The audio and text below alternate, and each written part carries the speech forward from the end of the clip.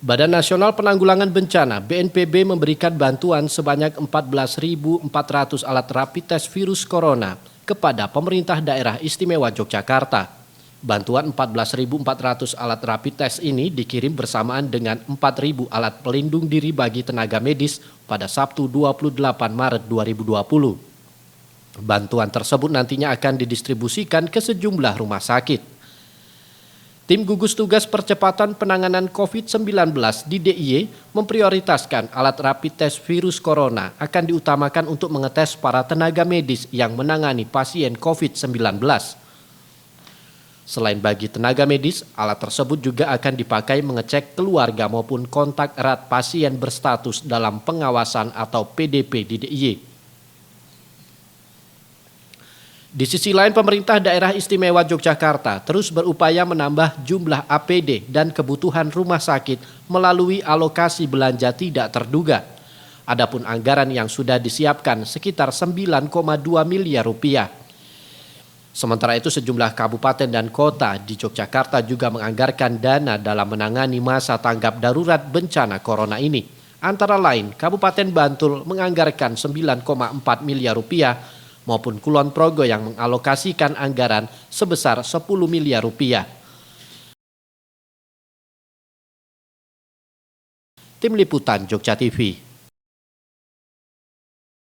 Ya, ini di tengah kemarin sejumlah rumah sakit rujukan kekurangan alat pelindung diri dan ini sudah datang paling tidak membantu begitu karena ini memang baju hazmat ini untuk sekali pakai begitu dan kebutuhannya sangat meningkat di tengah jumlah orang-orang yang diperiksa juga meningkat begitu dan termasuk juga tadi rapid test ini memang diperuntukkan prioritasnya adalah untuk tenaga medis termasuk juga nanti kerabat ataupun orang-orang yang dari tracking riwayat kontak PDP dengan siapa saja begitu. Ya, harapannya ini memang bisa langsung mengetahui jika mendeteksi apa yang tindakan medis seperti apa yang harus dilakukan jika memang ada masyarakat yang positif COVID-19. Kita ke informasi berikutnya masih dengan informasi merabaknya pandemi virus COVID-19 yang terjadi di sejumlah wilayah di Indonesia juga mendorong sejumlah ulama maupun ustadz untuk melakukan upaya pencegahan terhadap penyebaran virus corona. Salah satunya meminta umat muslim untuk menunaikan ibadah di rumah.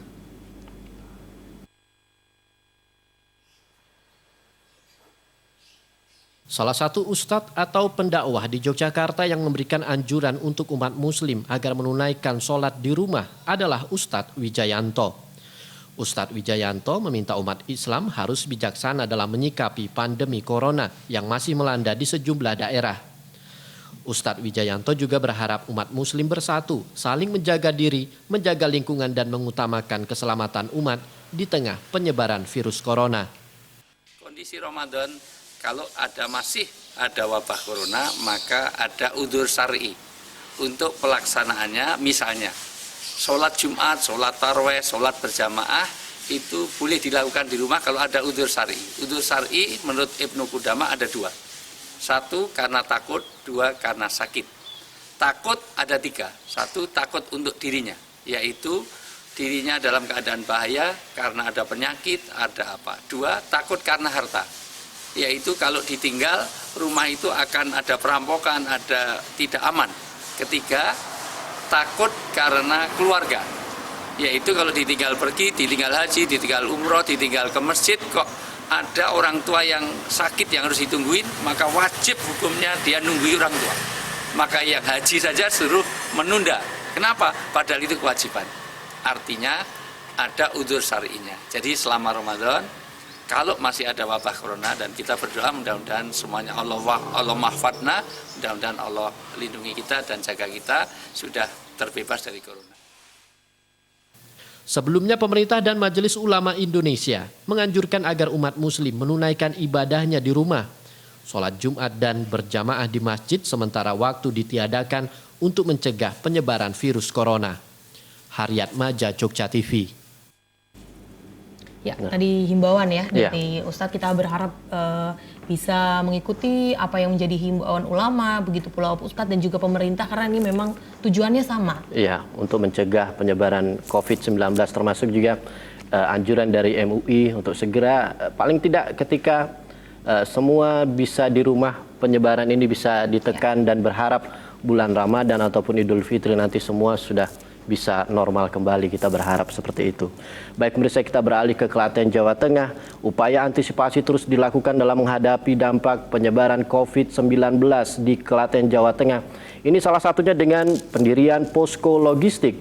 Baik warga, komunitas maupun perusahaan saling bahu-membahu mengumpulkan logistik yang nantinya akan disalurkan bagi warga yang benar-benar terdampak dari penyebaran COVID-19.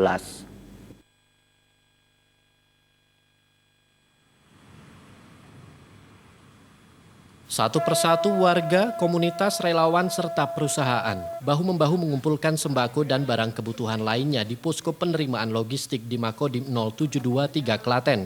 Sebagian besar barang yang sudah diterima berupa beras dan mie instan. Komandan Kodim 0723 Klaten, Letkol Minarso mengatakan posko bersama untuk tanggap darurat ini merupakan inisiatif dari Kodim dan Polres Klaten serta relawan. Pendirian posko bersama ini dirasa penting karena bencana non-alam merebaknya virus corona sifatnya nasional. Kegiatan posko bersama ini adalah bagi-bagi sembako. Pembagian sembako diutamakan untuk orang dalam pemantauan, sedangkan sasaran berikutnya adalah rakyat miskin yang terdampak virus corona secara ekonomi. Kabupaten Klaten memang tidak termasuk wilayah yang menerapkan status kejadian luar biasa KLB virus corona. Namun demikian, wilayah Klaten dikelilingi oleh wilayah yang sudah masuk dalam status KLB seperti Sukoharjo dan Kota Solo. Penyaluran bantuan akan dilakukan oleh relawan, Babinsa dan Babin Kamtibmas secara cepat dan tepat sasaran.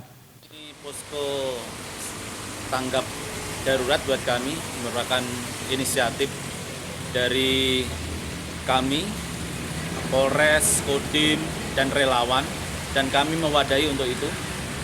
Dan saya anggap penting karena ini bencana non-alam yang sifatnya nasional. Dan kegiatan ini, kegiatan rencananya bagi-bagi sembako terhadap kami utamakan yang ODP yang terdampak secara ekonomi. Karena ODP belum tentu terdampak secara ekonomi. Sasaran utamanya seperti itu. Dan yang kedua, rakyat miskin yang terdampak secara ekonomi. Salah satu warga yang ikut menyumbangkan sembako ke posko bencana COVID-19 ini adalah Endang Srikarti Handayani. Mantan anggota DPR RI ini menyambut baik pendirian posko bersama ini. Pihaknya juga mengajak seluruh warga, relawan, komunitas serta berbagai perusahaan dan pemerintah kabupaten setempat untuk bersatu mencegah penyebaran COVID-19 sekaligus membantu warga yang terdampak. Saya minta tolong untuk bisa disalurkan itu lewat Kodim, yaitu Pak Dandim di sini dan kawan-kawannya untuk bisa membawa apa yang bisa saya partisipasikan, yaitu mie dan beras. Haryadi, Jogja TV. Ya, melihat keadaan orang dalam ODP ini memang harus melakukan karantina di dalam rumah. Artinya asupan juga sangat penting. Nah, buat mereka yang memang memiliki pemasukan harian dan harus benar-benar mengisolasi diri, pasti sangat berpengaruh sekali untuk kehidupan sehari-hari, dan ini sangat membantu. Bahkan kalau di DIY sendiri buat keluarga-keluarga yang ODP harus karantina, tetangga yang saling membantu untuk memberikan makanan, menyiapkan makanan, dan mereka tetap bisa menjalankan karantina dengan aman. Tapi memang idenya bagus tadi ya, pengumpulan logistik, artinya setiap daerah punya kebijakan masing-masing dalam menanggapi, membuat kebijakan terkait penyebaran COVID-19 ini. Kita ketahui memang wilayah Klaten berdekatan dengan Sukoharjo, Solo yang sekarang sudah ditetapkan menjadi status KLB. Ini yang membuat mereka juga melakukan antisipasi dini ketika sudah ada orang yang ODP begitu, memang harus dibantu secara ekonomi begitu. Baik pemirsa, kami harus jeda sejenak. Usai pariwara kami hadirkan informasi kelangkaan masker di pasaran ini mendorong warga untuk membuat masker sendiri di rumah. Informasinya kami hadirkan sesaat lagi.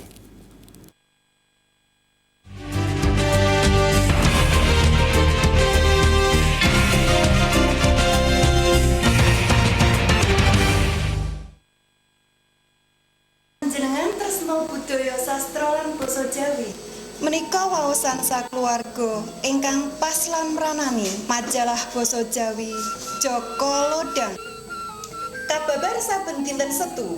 Ngaturaken seratan, Cerita rakyat, padalangan, kabudayan, cerkak, cerbung, jagateng lelembut langsa panunggalanipun. Joko Lodang, Ngesti Budi Rahayu, ngungak mekaring jagat anyar. Perbincangan seru dengan para narasumber. Benar, tergantung anak muda dengan culture. Radio pun tidak memutarkan lagu anak. Radio kreatif, inovatif, dan energi. Saksikan VOA Creative Talks setiap hari Senin jam 9 malam hanya di Jogja TV.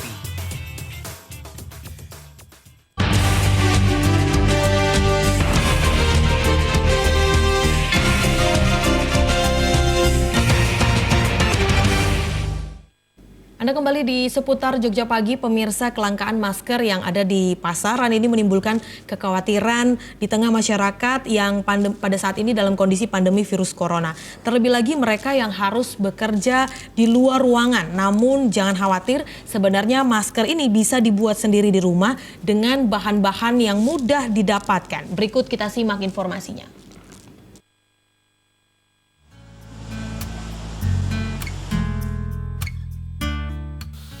Sejak merebaknya wabah virus corona, keberadaan masker dan hand sanitizer seolah hilang dari pasaran.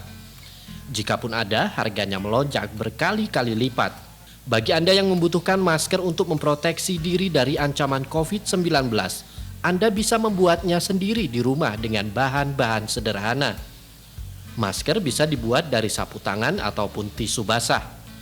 Bagi yang memiliki mesin jahit, masker bisa dibuat dengan menggunakan kain katun dan tali elastis. Selain bisa dicuci dan dipakai berkali-kali, masker kain katun juga bisa dibuat beragam model dan warna. Selain tingkat keamanannya tetap terjaga, juga masih bisa tampil gaya.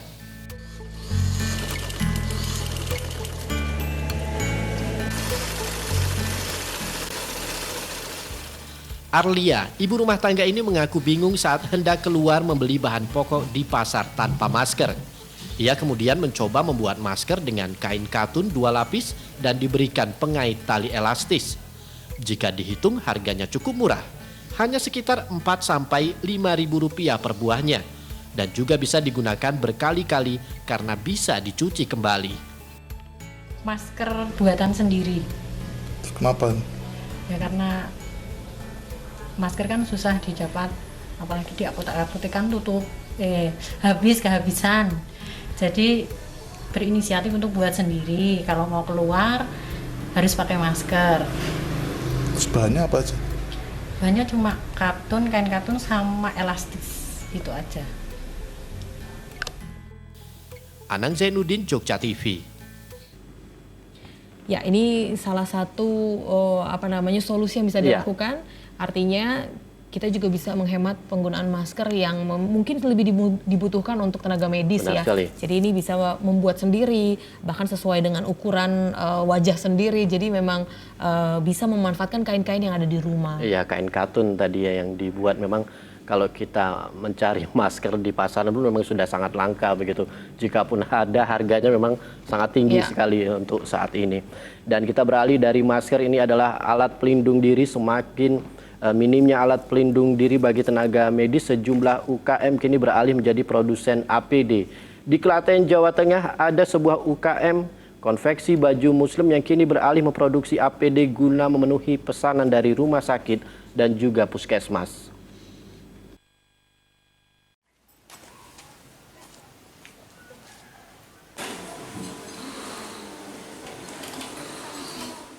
Kurangnya alat pelindung diri APD bagi tenaga medis yang menangani pasien COVID-19 mendorong kalangan UKM untuk turut membantu.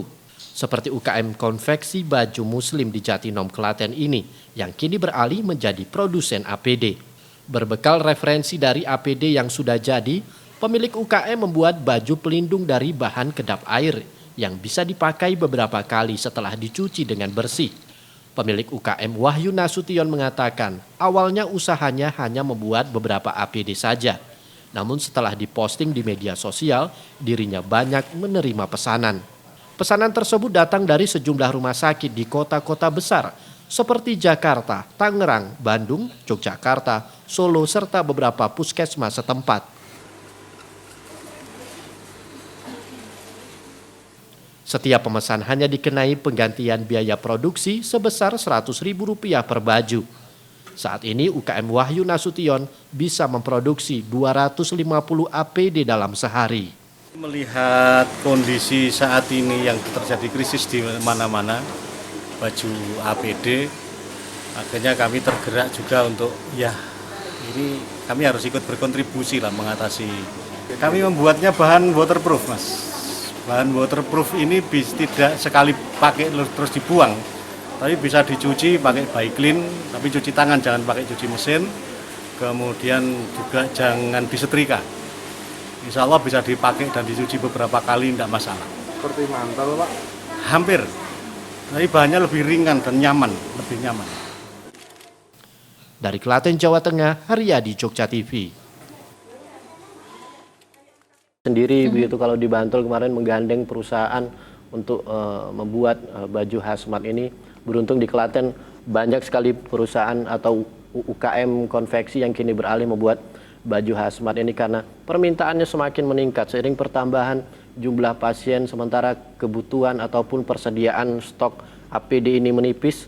Karena kalau kita melihat fungsi dari baju APD ini memang sekali pakai begitu. Ya, betul sekali. Apalagi memang ini jika tidak digunakan atau menggunakan yang tidak sesuai dengan standar, seperti yang kita ketahui banyak yang beredar di sosial media menggunakan mantel dan sebagainya. Ini khawatirnya justru membahayakan dari tenaga medis itu sendiri.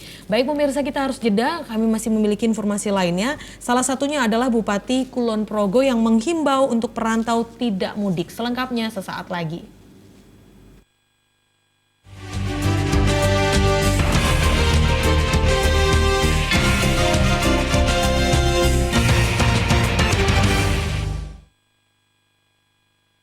Get moving, ayo get moving. Kemanapun pergi, get them moving.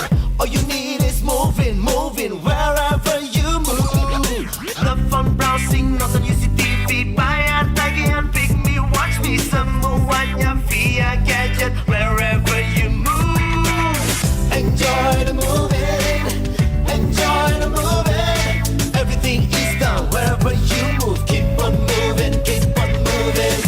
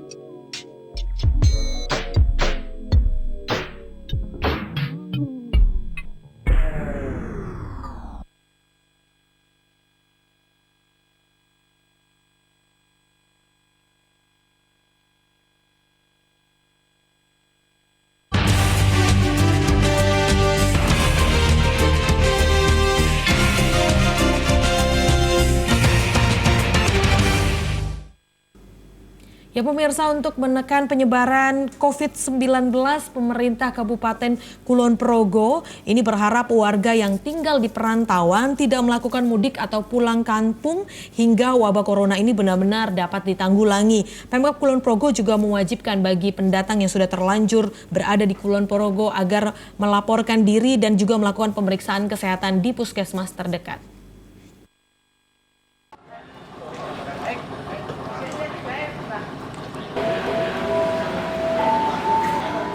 Kesadaran warga untuk tetap tinggal di rumah selama proses penanganan COVID-19 ternyata masih minim.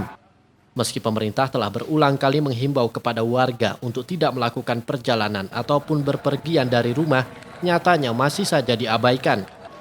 Buktinya banyak pemudik yang terus membanjiri sejumlah wilayah di Jawa Tengah dan daerah istimewa Yogyakarta, termasuk juga Kabupaten Kulon Progo. Bukannya mengisolasi diri di rumah, para perantau ini justru memanfaatkan masa penanganan COVID-19 yang meliburkan pelajar ataupun karyawan untuk mudik pulang ke kampung halaman. Padahal tak sedikit dari para pemudik ini yang berasal dari zona merah penyebaran COVID-19. Banyaknya pemudik yang datang membuat masyarakat dan pemerintah Kabupaten Kulon Progo resah. Pasalnya, upaya penanganan yang sudah dilakukan Pemkab Kulon Progo agar penyebaran virus corona dapat diminimalisir terancam sia-sia. Bupati Kulon Progo Sutejo meminta para pemudik yang sudah terlanjur datang ke Kabupaten Kulon Progo segera melaporkan diri ke aparat desa setempat untuk dilakukan pendataan. Dan mereka juga diminta untuk melakukan pemeriksaan di puskesmas terdekat untuk memastikan kondisi kesehatannya. Setelah kami rapat di Kepatian kemarin, itu memang gubernur memerintahkan kita semua untuk betul-betul menangani pendatang, menyikapi dengan serius pendatang-pendatang ini. Maka kami langsung perintahkan ke unit-unit baik Panewu yang kemudian meneruskan ke lurah sampai dengan dukuh di seluruh Kabupaten Kulon Progo ini, bahwa setiap warga yang kedatangan pendatang itu supaya dilaporkan, dicatat dan dilaporkan. Jadi sampai pagi ini tadi kami, karena kemarin langsung kita perintahkan ke bawah untuk supaya setiap pendatang itu dicatat dan kemudian dilaporkan, dan supaya melakukan isolasi mandiri. Hingga saat ini data orang dalam pemantauan atau ODP di Kabupaten Kulon Progo ada 72 orang, pasien dalam pengawasan PDP terdapat 5 orang, dan 1 orang positif COVID-19 yang merupakan balita berusia 4 bulan yang kini masih dalam penanganan RSUD Wates. Rida Junianto, Jogja TV.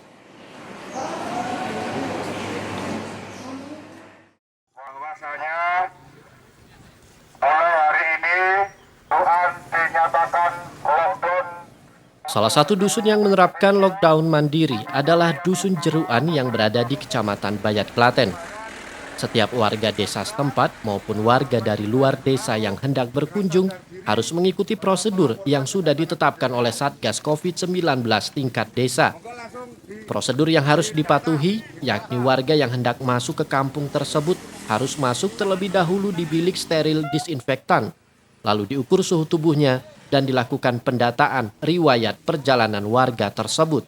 Bahkan ada salah satu warga dari luar kota yang sempat nekat keluar rumah dalam kondisi waspada COVID-19 terpaksa harus ditegur oleh Satgas Desa dan aparat TNI untuk tidak keluar rumah terlebih dahulu.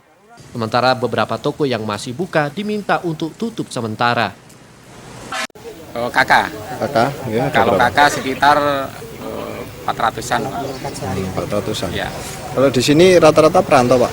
Ya, memang rata-rata perantau, kebanyakan pedagang, Pak. Jadi ada yang pedagang es, angkringan, juga ada yang pabrik kan. Di mana, Pak? Banyak, ada yang di Bogor, Jakarta, Solo, Jogja. Pokoknya merata kalau di sini kerjanya. Menurut data dari Kecamatan Bayat, Klaten, hingga kini sudah ada 617 pemudik yang tersebar di 18 desa sekecamatan Bayat. Mereka merupakan perantau dari wilayah DKI Jakarta dan Jawa Barat.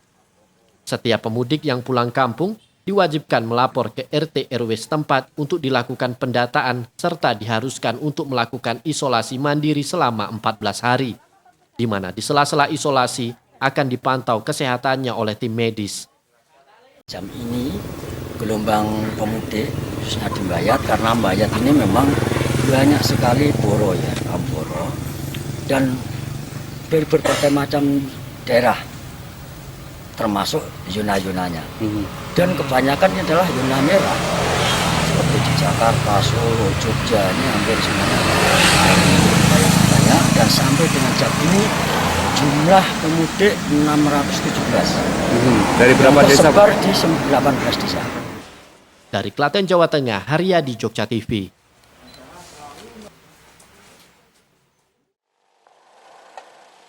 Akses ini bertujuan untuk masyarakat Pemberlakuan status tanggap darurat COVID-19 oleh Bupati Purworejo ditanggapi sejumlah desa dengan melakukan lockdown atau isolasi wilayah.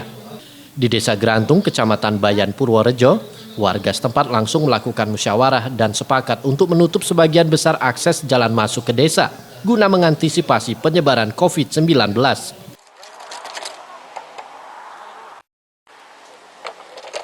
Kepala Desa Grantung, Sujani, menuturkan dalam upaya isolasi ini, pihaknya hanya membuka satu jalan akses keluar masuk saja. Setiap orang yang masuk akan diperiksa suhu badannya dan disemprot disinfektan. Semua jalan di Desa Grantung saya tutup kecuali pintu masuk satu, yaitu di Jalan Ampera, untuk mengantisipasi penyebaran virus corona di Desa Grantung.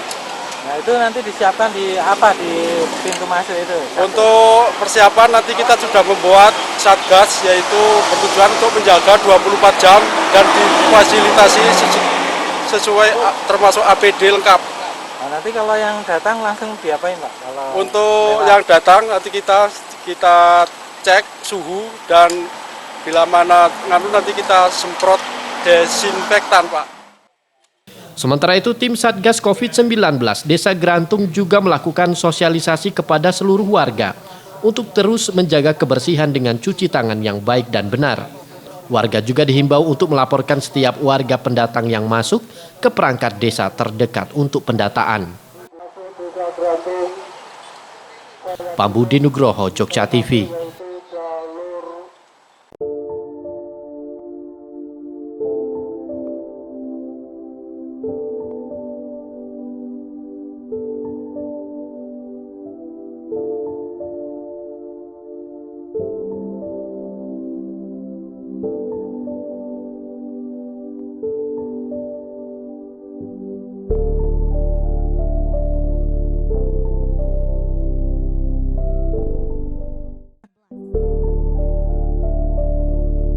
Ya, mengejutkan memang. Himbauan untuk di rumah saja nyatanya belum dilakukan secara merata di berbagai daerah. Mereka yang tidak lagi memiliki pemasukan untuk memenuhi kebutuhan sehari-hari karena dampak COVID-19 membuat sebagian warga memilih berbondong-bondong kembali ke kampung halaman masing-masing. Mudik yang menjadi budaya masyarakat Indonesia yang biasa terjadi jelang Hari Raya Idul Fitri agaknya dipercepat karena alasan sudah tidak dapat memenuhi kebutuhan di kota besar. Tidak bisa dipungkiri, dengan budaya masyarakat Indonesia yang memilih pulang ke kampung halamannya agar lebih aman dan dekat dengan keluarga. Hal ini justru menuai kekhawatiran bagi masyarakat yang beranggapan kedatangan pemudik dari kota-kota yang sebelumnya memiliki angka penyebaran COVID-19 yang tinggi justru akan memperparah penyebaran COVID-19. Gubernur DIY Sri Sultan Hamengkubuwono X pun meminta agar para pemudik menjalankan karantina mandiri di rumah selama 14 hari. Dinas Kesehatan DIY Pembayun Setianing Astuti bahkan mengatakan para pemudik yang sebagian besar dari zona merah COVID-19 seperti DKI Jakarta masuk dalam kategori orang dalam pemantauan atau ODP yang diharuskan tertib menjalani karantina. Pemudik yang datang ini bisalah kita anggap dalam satu komunitas atau yang kita sebut dengan orang tanpa gejala. Tapi mereka ini sudah masuk, sudah datang dari wilayah yang merupakan daerah atau kalau orang bilang zona merah atau epicentrum ya, karena kan DKI itu beberapa daerah di DKI memang sudah cukup banyak kasusnya. Nah, sehingga kita perlakukan mereka sebagai ODP itu ya, ODP yang sebenarnya kalau dia merasa sehat walaupun dia tidak ada gejala, dia tetap harus isolasi di rumah selama 14 hari. Nah, kalau teman-teman di puskesmas itu nanti akan memberikan bantuan pada saat dalam 14 hari itu ternyata timbul gejala, silakan datang ke puskesmas. Tetapi selama dia ada 14 hari di rumah ini perlu dilihat gitu, perlu ditengok. Benar disiplin nggak 14 hari? Jangan-jangan hari ke-7 udah mulai boring, dia jalan-jalan gitu kan. Ini yang nggak bisa dilakukan, nggak bisa, menurut kami tidak bisa. Sementara itu, Dinas Perhubungan DIY menyatakan bahwa tidak hanya mereka yang datang ke Yogyakarta, namun banyak perantau yang memadati area publik seperti bandara untuk kembali ke daerahnya masing-masing. Dampak COVID-19 di mana banyak mahasiswa yang dirumahkan dan belajar dengan sistem daring, penundaan kegiatan kampus, atau merumahkan sementara bagi para pegawai membuat perantau memilih untuk pulang.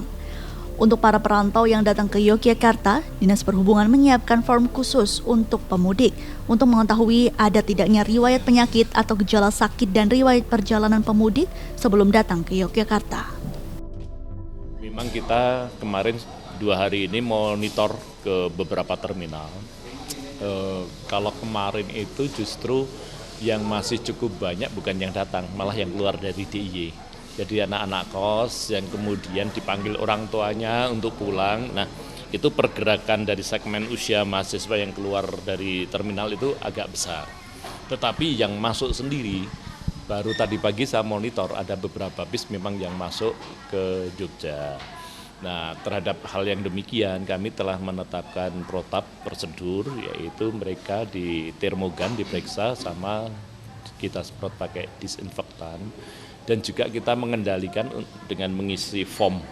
Jadi dia identitasnya mau kemana, nginep di tempat siapa itu diisi, karena tujuannya untuk mempermudah tracking ketika nanti terjadi penularan di kawasan tertentu, karena ini kan dia pada pendatang pada wilayah-wilayah yang zona merah.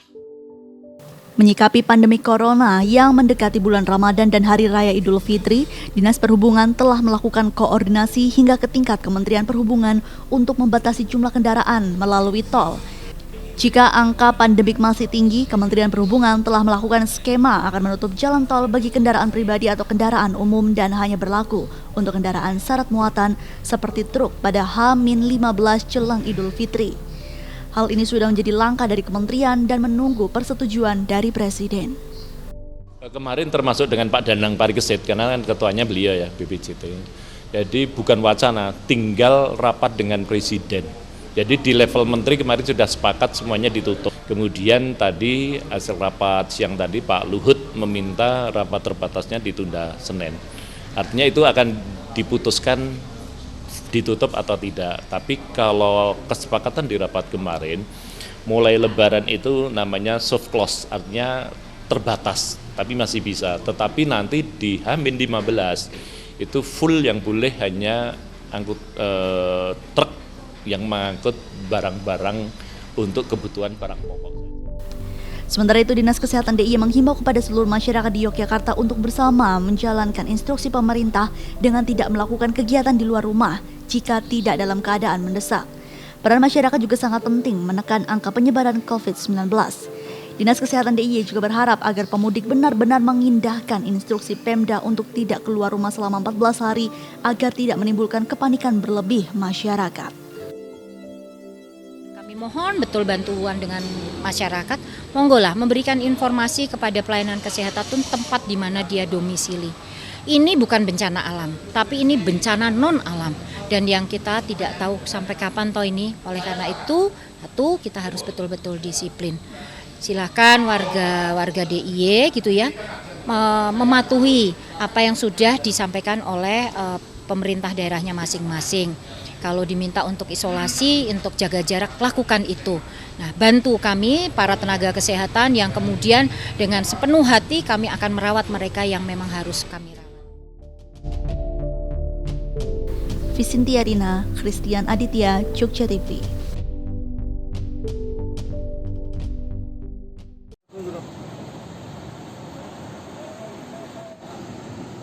Seperti inilah suasana di Pantai Baron, Kecamatan Tanjung Sari, Gunung Kidul. Nelayan yang nekat melaut saat cuaca ekstrim seperti saat ini mendarat ke bibir pantai dengan tangan kosong. Tidak ada ikan yang terjerat pada jaring yang ditebar di laut. Cuaca ekstrim ini memicu tingginya gelombang laut sekitar 3 hingga 4 meter. Tidak ingin kerugian semakin besar, sejumlah nelayan memilih mengamankan perahu jukung mereka ke tempat yang lebih aman. Cuaca ekstrim ini sudah dirasakan nelayan sejak 3 hari terakhir. Untuk mengantisipasi hal yang tidak diinginkan saat melaut, tim SAR menghimbau nelayan untuk mengutamakan keselamatannya. Para nelayan, khususnya Pantai Baron juga pesisir Gunung Kidul untuk selalu berhati-hati karena untuk saat ini memang ada kenaikan. Dan juga untuk perubahan cuaca ekstrim yang setiap saat tentunya tidak kita prediksi. bila mau melaksanakan aktivitas melaut, mohon selalu bisa membaca cuaca sebelum berangkat. Anjar Ardityo, Jogja TV.